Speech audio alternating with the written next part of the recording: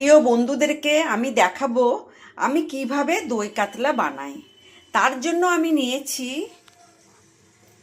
পেঁয়াজ বাটা, বড় বড় কাতলা মাছের পিস, নুন হলুদ আর তেল দিয়ে মাখিয়েছি। তারপরে নিয়েছি হলুদ, ধনে জিরে গুঁড়ো, আর এইটা নিয়েছি হচ্ছে মৌরি, পোস্ত আর কাজু, মিক্সিতে ভালো করে পেস্ট করে নিয়েছি।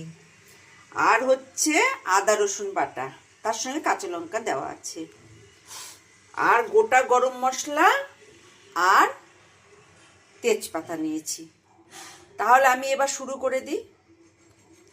লবণের কথাটা একেবারেই বলতে ভুলে গেছি, লবণ তো অবশ্যই লাগবে। আমার মাছ ভাজা কমপ্লিট। এবার আমি মাছ ভাজার তেলে দিয়ে দেব গোটা গরম মশলা আর তেজপাতা। এইটা দিয়ে একটু নাড়াচাড়া করে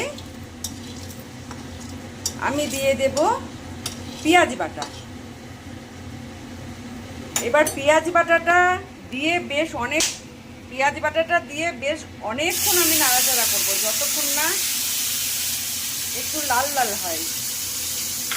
যখন লাল লাল হয়ে যাবে তখন আমি দেব 1 চামচ আদা রসুন বাটা, অল্প ধনে জিরে গুঁড়ো, হলুদ, সব দিয়ে ভালো করে অনেকক্ষণ নাড়াচাড়া করব।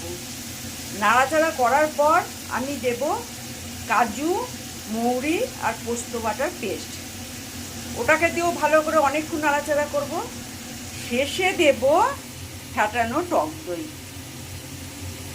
ওই টক দইটা দিয়ে নাড়াচাড়া করে পরিমাণ মতো জল দেব, আর লবণ তো দিতেই হবে, যে কথাটা আমি বলতে বারবার ভুলে যাই।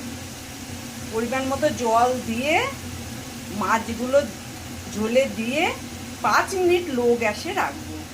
তারপর আমার তৈরি হয়ে যাবে দই কাতলা।